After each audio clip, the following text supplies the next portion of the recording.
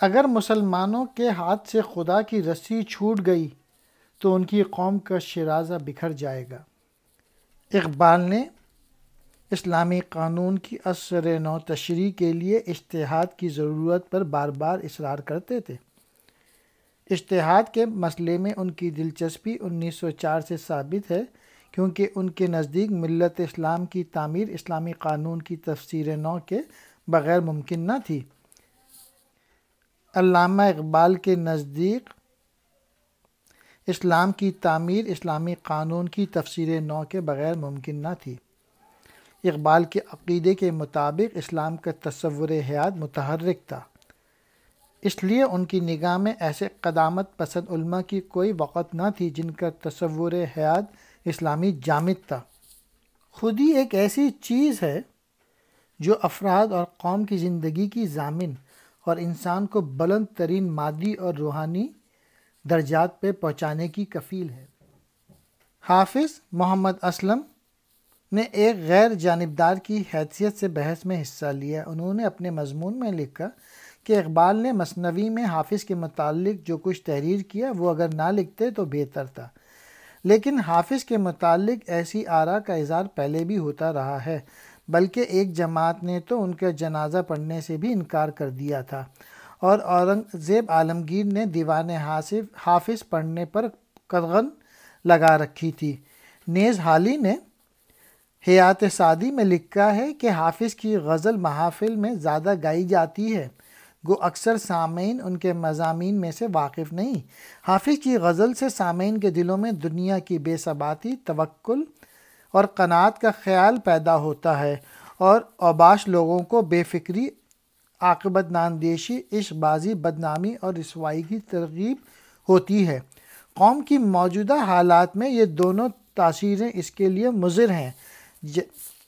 مسلمانوں کو تو حکم ہے کہ علم اگر چین میں بھی ملے تو اس کو حاصل کرو، پھر اگر کوئی مفید اور کام کی بات مغربی ادبیات میں ہم کو ملتی ہیں تو اس سے فائدہ نہ اٹھانا سنگ تنگ دلی ہے۔ ہندی مسلمانوں کی بڑی بدبختگی یہ ہے کہ اس ملک سے عربی زبان کا علم اٹھ گیا اور قرآن کی تفسیر میں محاورہ عرب سے بالکل کام نہیں لیتے۔ یہی وجہ ہے کہ اس ملک میں قناعت اور توکل کے وہ معنی لیے جاتے ہیں جو عربی زبان میں ہرگز نہیں ہیں۔ جس قوم میں طاقت و تنائی مفقود ہو جائے، جیسے کہ تاتاری یورش کے بعد مسلمانوں میں مفقود ہو گئی، تو پھر اس قوم کا نقطہ نظر بدل جاتا ہے۔ ان کے نزدیک ناتوانی ایک حسین و جمیل شے ہو جاتی ہے، اور کر کے دنیا موجب تسکین۔ اس طرح کے دنیا کے پردے میں قومیں اپنی سستی اور کاہلی اور اپنا لیتی ہے۔ ڈکسن نے تحریر کیا کہ اقبال کا انسان کامل اور ارتقاء حیات کا تصور جنباً فلسفے نیچے اور فرانسیسی مفکر برگساں کا مرہوم منت ہے، اور وہ مادی قوت کی اہمیت پہ زور دیتے ہوئے حیات انسانی میں کشمکش اور جارحیت کا علمدار ہے۔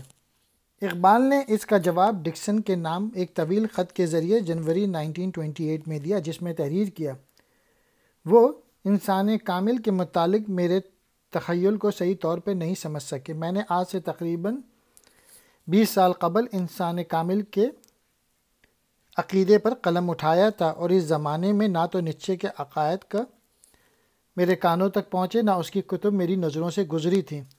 ڈکسن کے نزدیک میں نے مادی قوت انہیں اس بارے میں غلط فہمی ہوئی ہے۔ میں روحانی قوت کا تو قائل ہوں، لیکن مادی قوت پر یقین نہیں رکھتا۔ مغرب میں ان تبدیلیوں کے سبب مغربی اقوام میں رقابت، کشمکش اور تصادم کی فضا پیدا ہوئی، جس نے ایک طرف تو پہلے ایک جنگ عظیم کی صورت اختیار کی اور دوسری طرف روس میں اشتراکیتی نظام کے قیام کی۔ پس اقبال کے اس عہد میں مغرب کا انسان ایک ایسا نیا انسان تھا جس کے ذہنی رجحانات نئے تھے۔ وہ بنیادی طور پہ مغربی انسان تھا، جسے سائنس کی ترقی نے رفتہ رفتہ صنعتی انسان، ٹکناتی انسان، یک طرفہ انسان، بے طاقت انسان، ناراض انسان، تنا انسان وغیرہ بنا دیا تھا۔ وہ سائنس اور ٹیکنالوجی کی حاکمیت تسلیم کرتا تھا جس کی وہ خود پیداوار تھا۔ انفرادی عمل عقل اور عمل کی پھرتی پر یقین رکھتا تھا اور لادین تھا، اور اپنے معاملات کو دنیا دارانہ زاویے سے سلجھانے کا قائل تھا، متکبر، خود غرض اور اخلاق سے بیگانہ تھا، اور زندگی میں صرف مادی ذرائع سے مسرت کی تحصیل کے لیے کوشاں تھا۔ بقول اقبال وہ ایسا پس فطرت انسان تھا جس سے شیطان تک بیزار تھا۔ مسلمانوں، تم کو یاد ہے کہ جب عرب میں نبی صلی اللہ علیہ وآلہ وسلم پیدا ہوئے اس وقت دنیا کی کیا کیفیت تھی؟ قسطنطنیہ میں قیصر کی سختی یورپ کی قوموں کا گلا گھونٹ رہی تھی۔ اس وقت یہ امر واضح کیا گیا کہ خدا کی اطاعت کے سوا اور کسی کی اطاعت نہ کرنا۔ تمہارا مذہبی عقیدہ ہے کہ انسان کو آزادی ملنی چاہیے۔ خوشامد، منت یا مانگنے سے کچھ نہیں ملا۔ خدا کے سوا کسی کی اطاعت ہمارے لیے واجب نہیں۔ سارے ہندوستان میں مسلمانوں کے صرف 3 کالج ہیں، علی گڑھ، لاہور اور پشاور میں۔ اس وقت ہندوستان میں مجموعی تعداد کالجوں کی 125 ہے، 3 مسلمانوں کے اور 122 ہندوؤں کے۔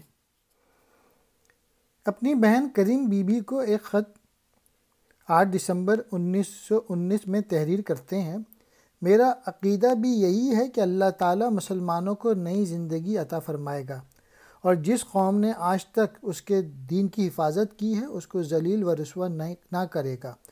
مسلمانوں کی بہترین تلوار دعا ہے، سو اسی سے کام لینا چاہیے، ہر وقت دعا کرنی چاہیے اور نبی کریم صلی اللہ علیہ وآلہ وسلم پر درود بھیجنا چاہیے۔ کیا عجب کہ اللہ تعالیٰ اس امت کی دعا سن لے اور اس کی غریبی پر رحم فرمائے۔ میں جو اپنی گزشتہ زندگی پر نظر ڈالتا ہوں تو مجھے بہت افسوس ہوتا ہے کہ میں نے اپنی عمر یورپ کا فلسفہ وغیرہ پڑھنے میں گنوائی۔